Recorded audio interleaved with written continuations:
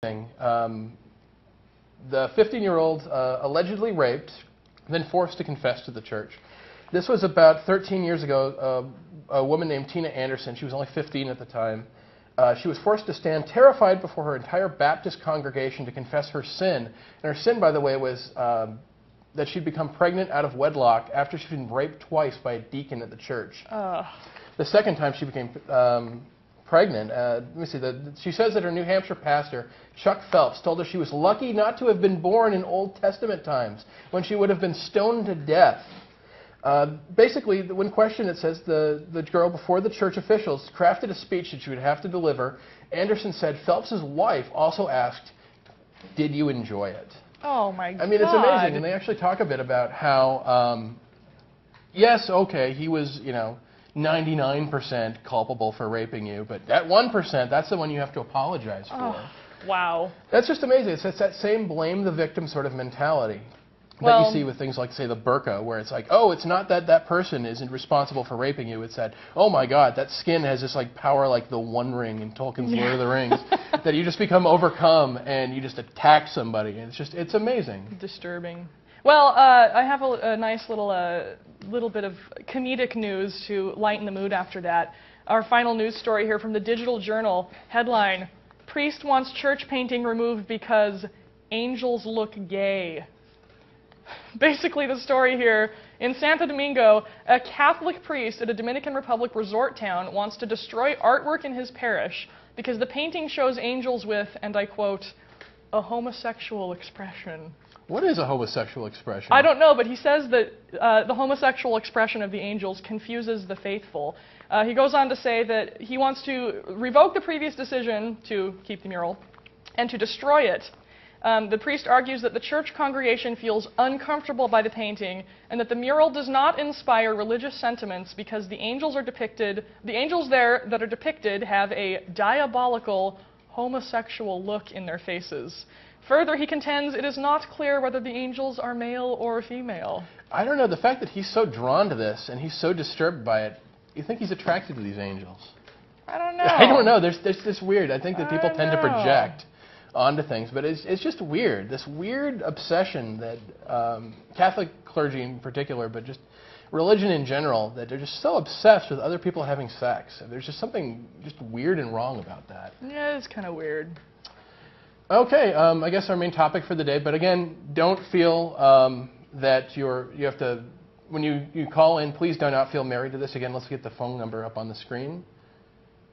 And that's, give us a call. It's 206-421-5005. Please give us a call. Don't feel like you have to be limited to this topic. Ask about anything. I mean, there are a lot of misconceptions about atheists.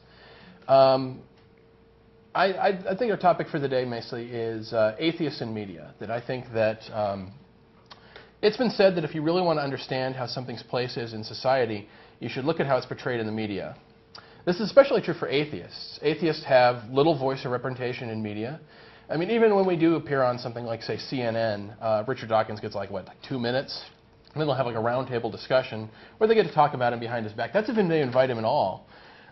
Atheists have little voice or representation. It's one of the actually real motivations that we have this show is that, the 5 to 12% based on different polls, we actually get to join the conversation. Atheists are generally represented in fiction in ways that they shape the way that people see us. For example, you can just look at the way that gays and lesbians have been portrayed in fiction in the last 15 years or so. Even 15 years ago, if there was a gay character who appeared on fiction, they'd either a drag queen or in a leather cop outfit, usually for comedic effect, usually at their expense. To people who really didn't know an openly gay person, that became the way that you saw them. Right. You look at something now, and you can see like an episode of like The Wire, and you get a character like Omar Little, who's actually just a great fictional character, period, who happens to be gay. And that seems to be one of the things we're going to talk about a lot, which is that, is this the defining character trait of a character, or are you basically a caricature, or are you a character who happens to be an atheist? Basically, that's one of the reasons that we want to debunk a lot of this stuff, is that these stereotypes really, it takes a long time and a lot of conversation to break these things. The situation for atheists is pretty similar to where gays and lesbians were 15 years ago. Maybe not to the grossly, over-the-top effect. Right. But most people know an atheist. I mean, the odds are you know somebody. Few of us know an out-of-the-closet atheist who are open about our unbelief. And again, it's our portrayals in fiction that are going to shape the way that people see us. Only a small percentage of atheists are open about their belief. So the appearance of an atheist on fiction at all is usually the only way they see us. The portrayals are usually written by people who believe in God themselves. And these misconceptions are not about who we are, but it's also what we believe. And why we don't believe and what we don't believe. So I guess it's a good idea to talk about what it is exactly that a fictional atheist looks like. For one, we tend to be grumpy. There aren't a lot of the happy, go-getting characters on TV that happen to be atheists. So, like Dr. House, for instance. Right, not many. He tends to fit the thing.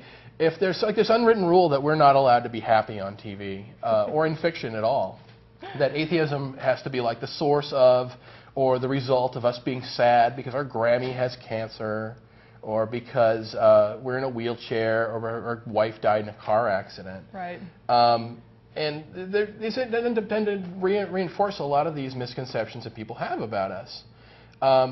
There's actually an interesting quote by Vladimir Nabokov, actually one of your favorite authors who wrote yes. Lolita.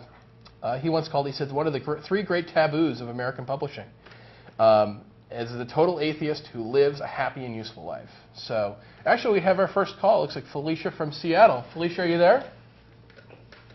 Hi, Felicia. Oh, we lost Felicia. Is Felicia still there?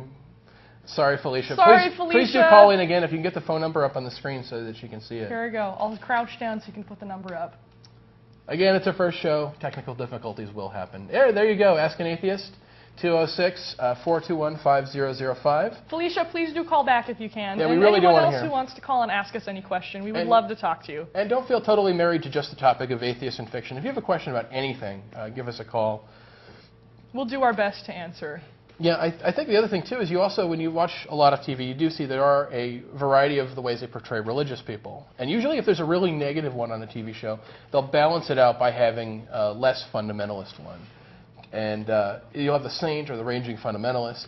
They're only that one flavor of atheist for the most part. There are a couple of big exceptions. We're going to talk about the people who really sort of encompass this trope and the people who really break out of it. Basically, again, atheism tends to be the thing that either encompasses somebody's pain or defines their pain. An odd side effect, though, it's actually kind of nice. I guess this is our one nice thing, is that atheist characters tend to be smart and educated. They tend to be the smart character. Of course, this usually means that they have what I like to call atheism as a learning disability, which is that, oh, I understand all these things, but I just can't understand faith.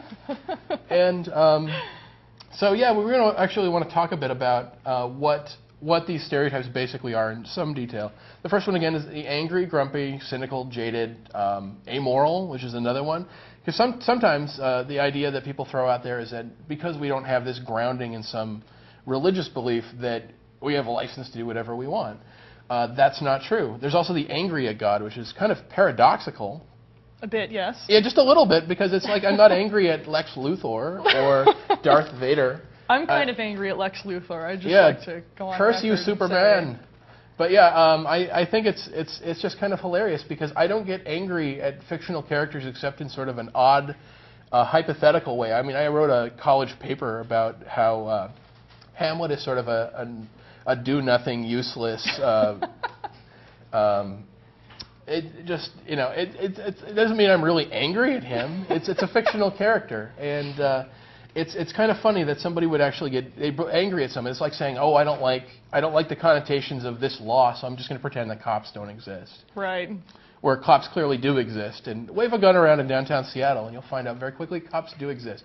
So do those non-lethal beanbag things they fire out of shotguns. They do. Yeah, that guy with... I found that out the hard way. No. That's what she said. Then there's also the God-shaped hole. And that's the idea that there's this hole in our heart. There's this kind of intangible sadness that we feel. And I find it hilarious that, and this again goes back to that sort of Catholic Vatican wanting to debate atheists, is they want to debate people who talk about that because it validates the way that they feel. I think it's just hilarious.